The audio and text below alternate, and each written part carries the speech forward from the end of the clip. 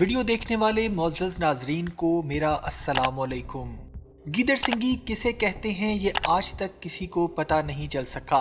کسی نے بتایا کہ کسی خاص قسم کے سانپ کا منکا ہے، کسی نے کالے رنگ کے چھوٹے سے پتھر کا نام لیا جو اوپر جنگلوں پہاڑوں میں سائیں اور سنیاسیوں کو ملتا ہے۔ ایک آدمی نے ایک بالوں والے پتھر کا نام لیا اور کسی نے کہا کہ جب گیدڑ 100 سال کا ہوتا ہے تب اس کے سر پر یہ نمودار ہوتی ہے۔ یہ ساری باتیں اپنی جگہ، مگر آج تک گیدڑ سنگی کی اصل حقیقت نہیں کھل سکی۔ سڑکوں پر بیٹھے ہوئے بھی اپنی کچھ چیزوں کو گیدڑ سنگی کہہ کر فروخت کرتے ہیں اور سادہ انسانوں سے بڑی بڑی رقم بٹورتے ہیں۔ کہتے ہیں کہ یہ جسے مل جائے اس کے وارے نیارے ہو جاتے ہیں۔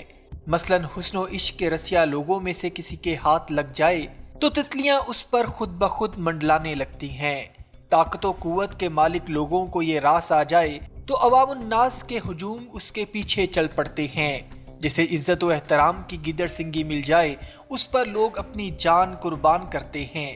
یہ ساری باتیں وہ لوگ بیان کرتے ہیں جن کے پاس گیدڑ سنگی ہو۔ کہا جاتا ہے کہ جس گھر میں گیدڑ سنگی ہو وہاں کالا جادو نہیں ہوتا، اس گھر میں بہت دولت آتی ہے، اور کچھ لوگ اس کا استعمال لو میرج کے لیے بھی کرتے ہیں۔ لیکن ناظرین، ہم جیسے لوگوں کو گیدڑ سنگی کی ضرورت نہیں پڑتی، کیونکہ ہمیں اللہ کا دین اسلام مل جائے تو ہمیں سب کچھ مل جاتا ہے۔ پر یہ بہت سے لوگوں کا کہنا ہے جن کے پاس گیدڑ سنگی ہے کہ جس کے پاس یہ ہو اسے ہر قدم پر کامیابی ملتی ہے۔ اسے سیار سنگی بھی کہتے ہیں، اور انگلش میں گیدڑ سنگی کو شاید جیکال ہارن بھی کہا جاتا ہے۔ اسے سندور میں رکھا جاتا ہے اور الائچی اور کلوز بھی ساتھ رکھے جاتے ہیں۔ اسے پلاسٹک یا سلور کے ڈبے میں رکھتے ہیں اور اس کے بال خود بخود بڑھتے رہتے ہیں، اور اس کی اسی بات سے ہی سائنس بھی حیران ہے، اور کہا جاتا ہے کہ یہی وجہ ہے جس کے لیے اس کو اس قدر مانا جاتا ہے۔ دوستو، لوگوں کے مطابق اصلی گیدڑ سنگی کی پہچان یہ ہے کہ وہ وقت کے ساتھ ساتھ بڑھتی رہتی ہے، اس کے بال بھی بڑھتے ہیں، اور اگر آپ 1 سال کے بعد دیکھیں اور اس کے بال نہ بڑھ رہے ہوں تو اس کا مطلب یہ ہے کہ گیدڑ سنگی فیک ہے۔ لیکن دوستو، سائنس اس چیز کو نہیں مانتی، اور سائنس کا کہنا ہے کہ یہ سب افسانوی باتیں ہیں جس کا حقیقت سے کوئی تعلق نہیں۔ عام طور پر یہ سپیروں کے پاس ہوتی ہے اور آپ ان سے 200 یا 1000 روپے میں اسے خرید سکتے ہیں، پر اصلی ہے یا نکلی یہ اب آپ کی قسمت۔ گیدڑ سنگیوں کو ماننے والے یہ بتاتے ہیں کہ گیدڑ سنگی آج سے 20 سال پہلے تو اصل مل جاتی تھی، لیکن آج کے دور میں اصل گیدڑ سنگی ڈھونڈنا بہت مشکل کام ہے۔ اور دوستو، جو گیدڑ سنگی کافی بڑی ہو اس کی قیمت بھی زیادہ ہوتی ہے، اور کچھ لوگ تو اس کی قیمت 1 لاکھ سے بھی اوپر لگاتے ہیں، اور یہ اتنے میں سیل بھی ہو جاتی ہے۔ اگر اسے آن لائن پرچیز کیا جائے تو اس کی پرائس تقریباً کم سے کم $100 سے اوپر شروع ہوتی ہے۔ یہ 2 طرح کی ہوتی ہیں، فیمیل اور میل، اور ان میں کافی رنگ بھی ہوتے ہیں جن میں ریڈ، براؤن، بلیک اور وائٹ کلر بھی ہوتا ہے۔ یہ رنگوں کے حساب سے بھی مہنگی ہوتی ہیں، جو جتنی نایاب گیدڑ سنگی ہوتی ہے اتنی ہی مہنگی بھی ہوتی ہے۔ دوستو، اگر گیدڑ سنگی کی تاریخ کو پڑھا جائے تو ہمیں گیدڑ سنگی کی تاریخ 3000 سال قبل مصری تہذیب میں ملتی ہے، جہاں مصری تہذیب میں گیدڑ کو ایک معتبر جانور کے طور پر خیال کیا جاتا تھا، اور ان کے دیگر خداؤں اور دیوتاؤں میں ایک دیوتا انوبس بھی تھا جس کا دھڑ انسانوں جیسا تھا لیکن سر گیدڑ جیسا۔ اور اکثر آپ نے اگر مصری تہذیب کی پینٹنگز دیکھی ہوں تو آپ کو گیدڑ کے سر والا شخص ضرور دیکھنے کو ملے گا۔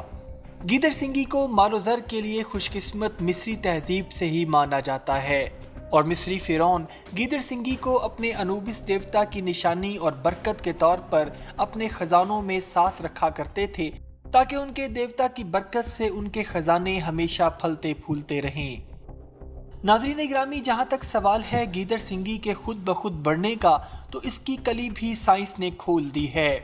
اصل میں گیدڑ سنگی ایک کینسر زدہ سیلز کا ٹیومر ہوتا ہے جو اکثر گیدڑوں کے جسم پر نکل آتا ہے، اور ابھار کی وجہ سے گیدڑ کے جسم پر نظر آنے لگتا ہے، اور لوگ اس کو گیدڑ کے جسم سے علیحدہ کر لیتے ہیں۔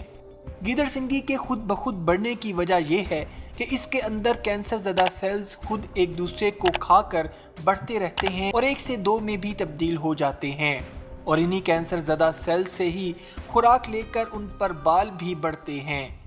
नाज़रीन, बाल प्रोटीन से बनते हैं और बालों को जब तक जिस्म से प्रोटीन मिलती रहती है तो वो बढ़ते रहते हैं। जैसा कि इंसान मर भी जाए तो कब्र में भी दो चीज़ें उसकी बढ़ती रहती हैं और वो हैं उसके बाल और दूसरी चीज़ है नाखून।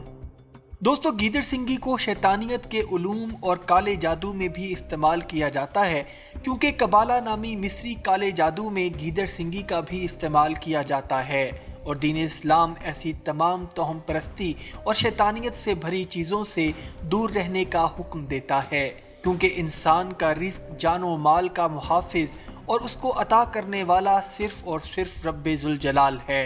और अगर कोई शख्स ऐसी गिदड़ सिंगियों से अपनी किस्मत को जोड़ता है तो वो खुदा की सिफ्त के साथ उसको शरीक ठहराता है, जो कि इंतहाई सख्त गुनाह है और शिर्क है, और जिसकी माफ़ी अल्लाह के हुजूर नहीं और ना ही उसको क़यामत के रोज़ रसूल अल्लाह सल्लल्लाहु अलैहि वसल्लम की शफाअत नसीब होगी। अल्लाह सुब्हाना व तआला हमें दीन इस्लाम पर कायम रहने और गुनाह और शिर्क से बचने की तौफीक अता फरमाए। आमीन सुम आमीन। वमा अलैना इल्लल बलागुल मुबीन।